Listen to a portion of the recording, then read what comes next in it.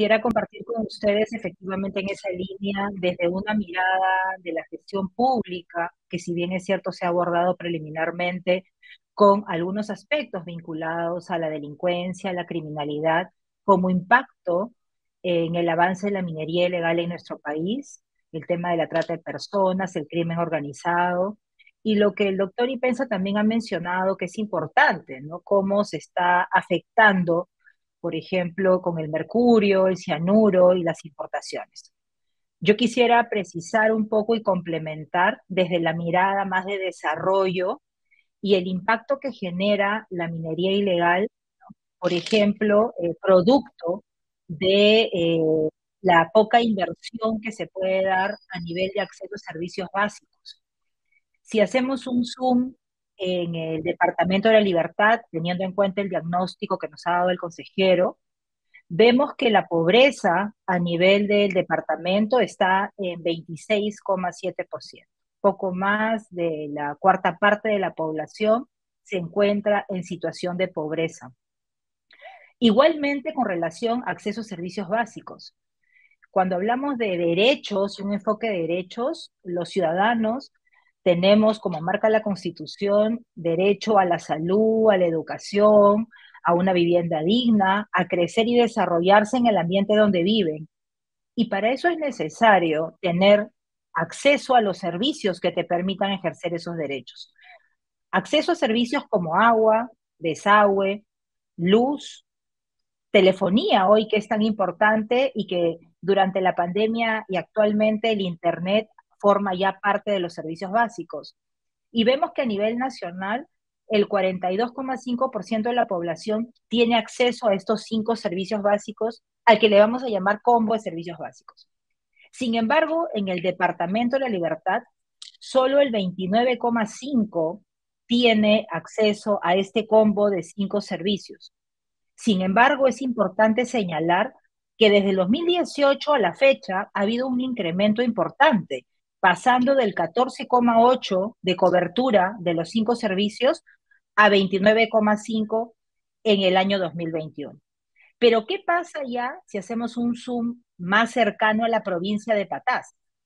Vemos, por ejemplo, que de acuerdo al censo del 2017, se identificaron 590 centros poblados y de estos 590, solo 39 tienen acceso al combo de los 5 servicios básicos, es decir, el 6,6%.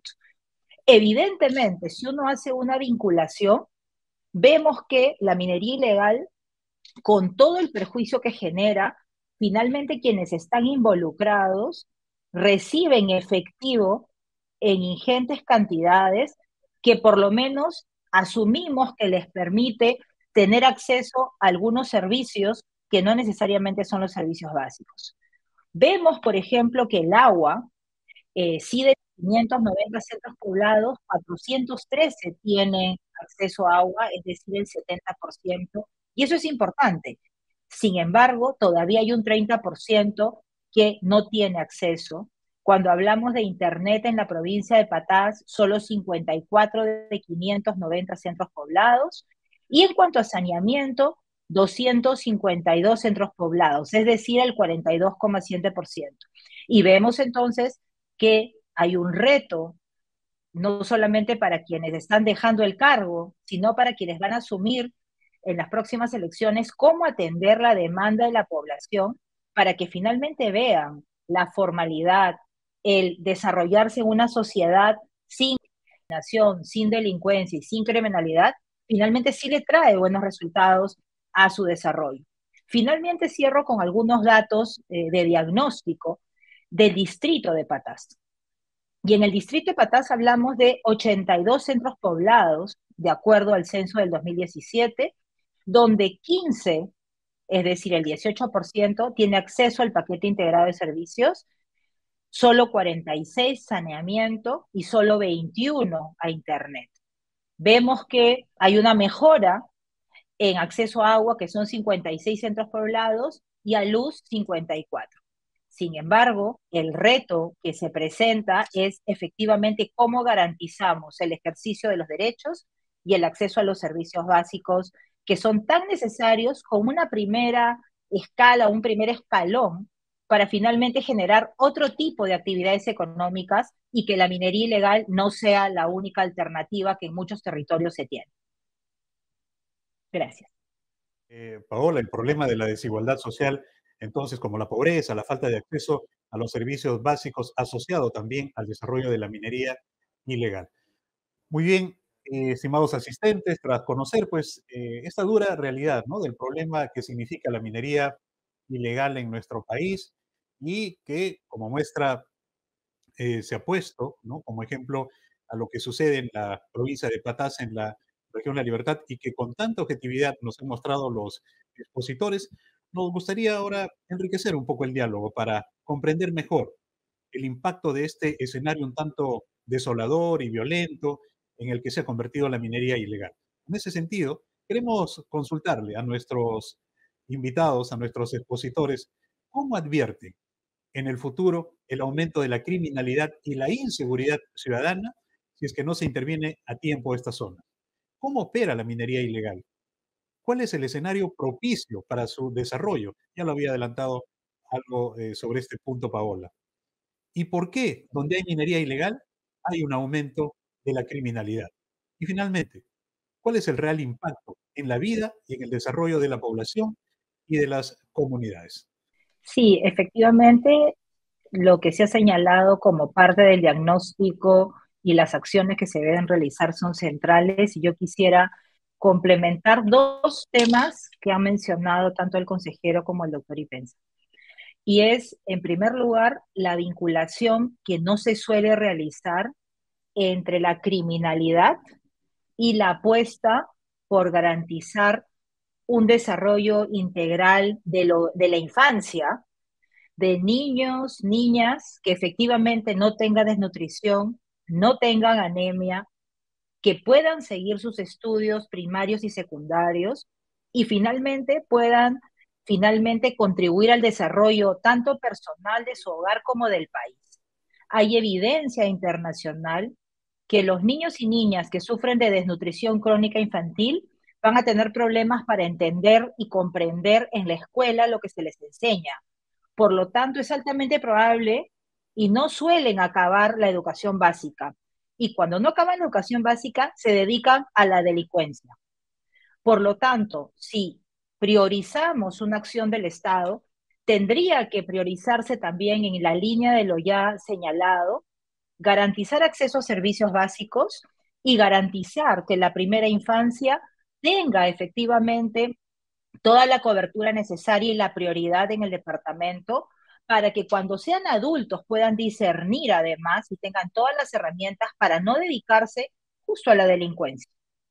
Lo segundo, que el doctor Ipens ha hecho mucho énfasis y me parece central, y es el daño a la salud que causa el mercurio.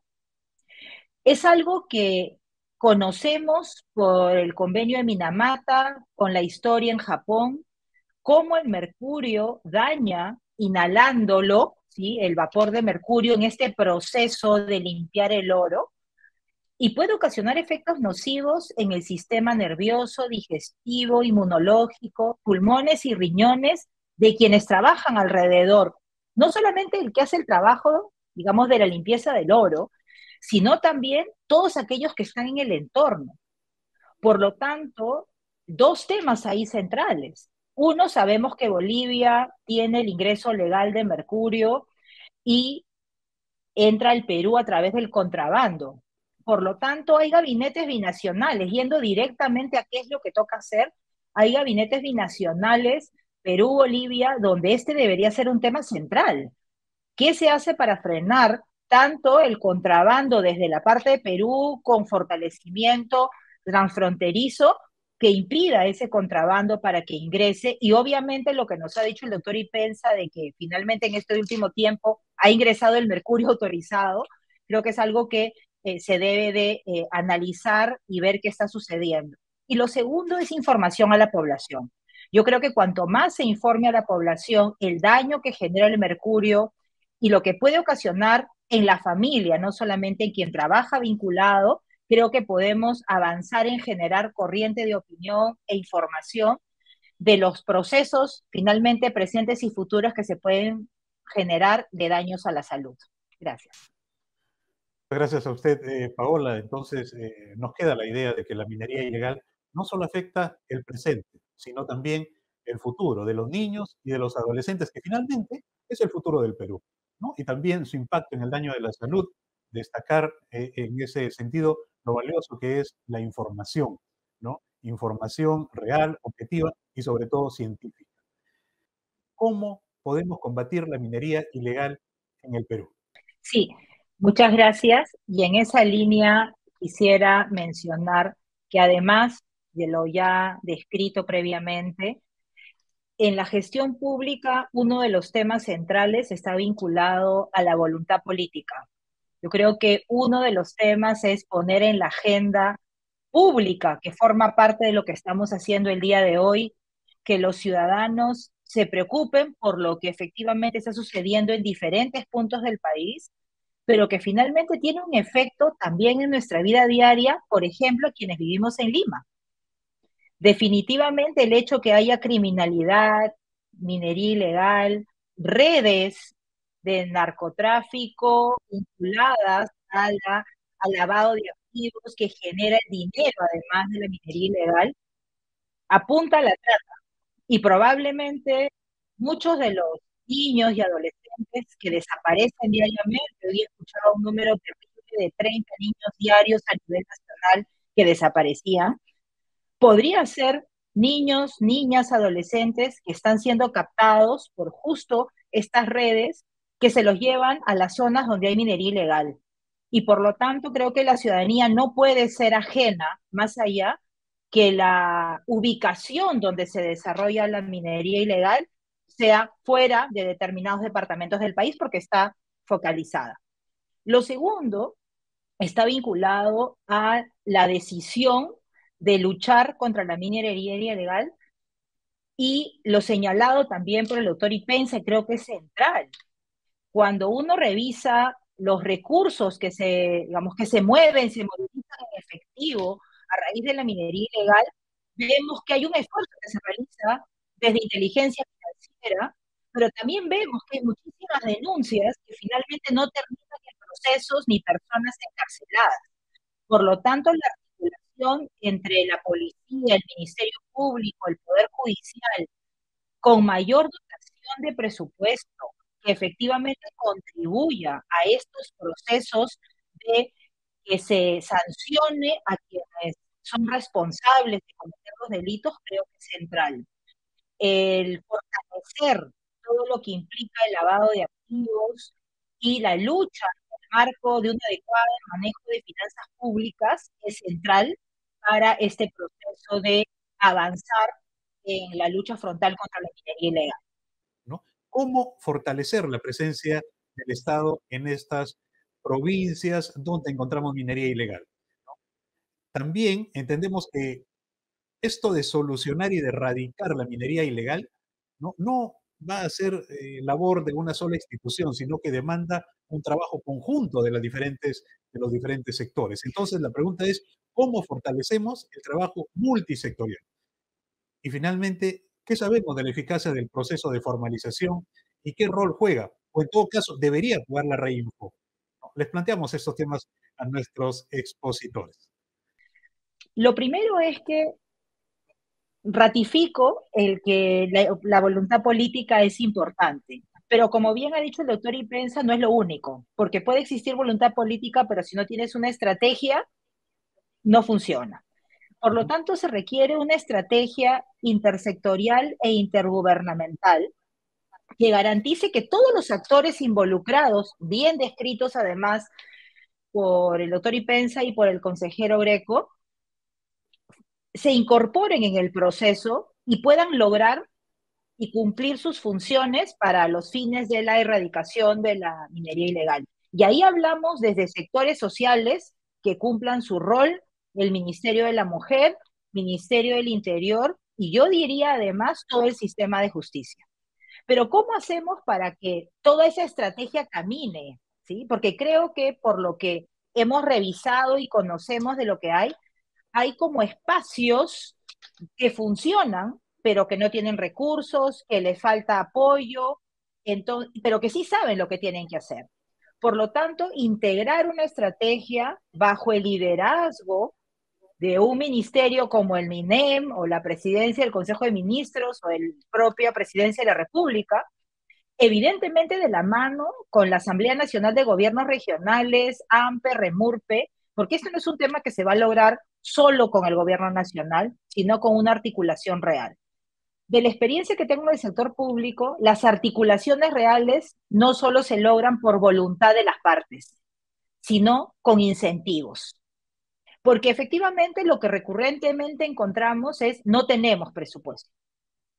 Sin embargo, si uno plantea en el marco de los incentivos que existen en el gobierno nacional y que se pueden crear además para lograr resultados, se pueden generar las condiciones para que los sectores o los gobiernos regionales o locales que tengan que identificar recursos en sus presupuestos puedan priorizarlos con apoyo del MEF, pero luego cuando logran las metas, se les entrega un incentivo para continuar con ese proceso, de tal manera que se genere un círculo virtuoso de articulación vertical y horizontal que permita, en función a metas claras, asignar mayor presupuesto.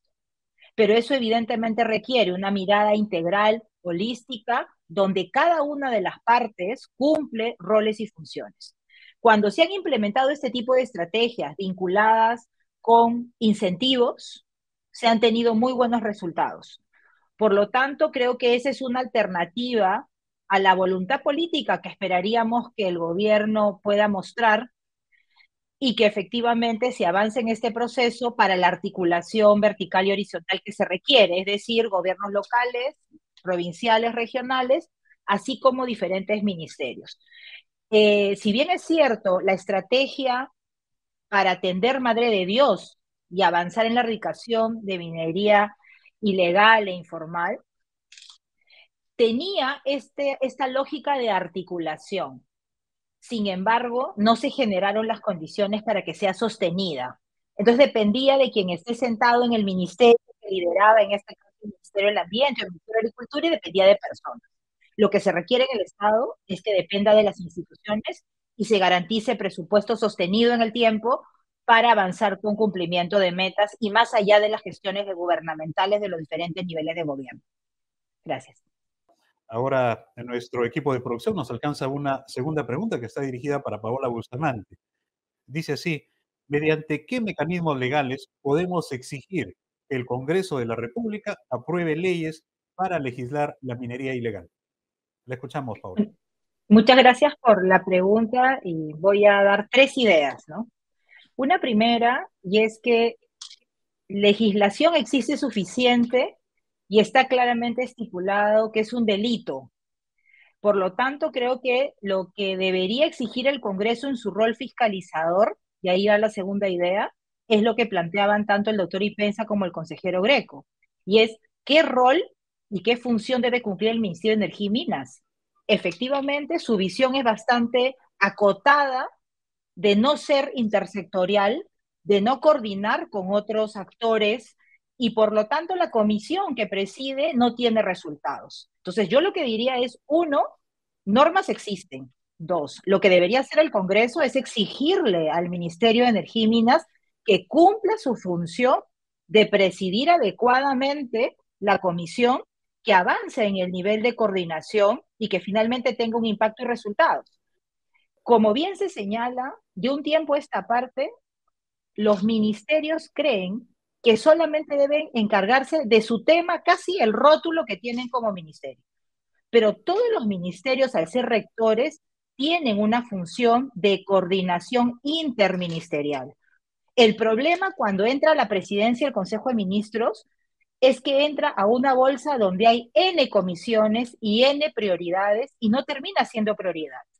Entonces creo que ahí el Congreso sí cumple un rol fundamental de su labor fiscalizadora y supervisadora del rol rector del Ministerio de Energía y Minas en este tema. Y el tercer punto, escuchando al doctor Ipensa en función a la pregunta que le hicieron, y si me permiten complementar, creo que ahí un rol central es el del Ministerio de Economía y Finanzas, y finanzas y coordino y confirmo lo señalado por él. Los incentivos se pueden crear a través de programas presupuestales.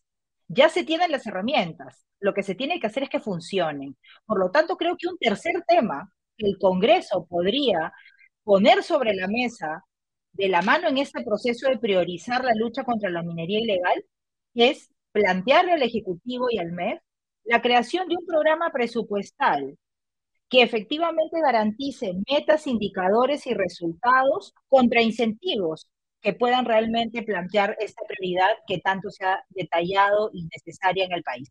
Gracias. Es momento de darle la palabra a Paola Bustamante, directora de Evidencia Instituto, para que nos comparta sus conclusiones. Adelante, Paola. Muchas gracias. Yo creo que se ha concluido de manera importante esta hora y media de diálogo. Yo quisiera solo mencionar que la cuantificación del perjuicio que causa la minería ilegal a las personas, a los ciudadanos peruanos y peruanas, niños, adolescentes, hombres, mujeres, adultos, y al desarrollo del país es muy alta, tanto en el presente como en el futuro. Por lo tanto, amerita una priorización política con decisiones de política pública para avanzar en tener una estrategia contra la minería ilegal articulada entre el Ejecutivo en los diferentes niveles de gobierno, el sistema de justicia, fiscalía, el rol de la policía que corresponde, así como el Poder Judicial, y ojalá podamos contar con el Congreso después de escuchar al congresista y todo aquello que sabemos que existe hoy. ¿Esto cómo se traduce? Insisto en que la prioridad de un país se refleja en el presupuesto. Lo que no tiene recursos no es prioridad, solamente es lírica y verbo. Por lo tanto, esa prioridad debería estar plasmada en un programa presupuestal, hablando en términos de gestión pública, que garantice la sostenibilidad, que dé recursos a las diferentes entidades y niveles de gobierno, pero además que permita hacer seguimiento con metas e indicadores, resultados concretos que permitan medir su avance. Muchas gracias. Gracias a usted, Paola.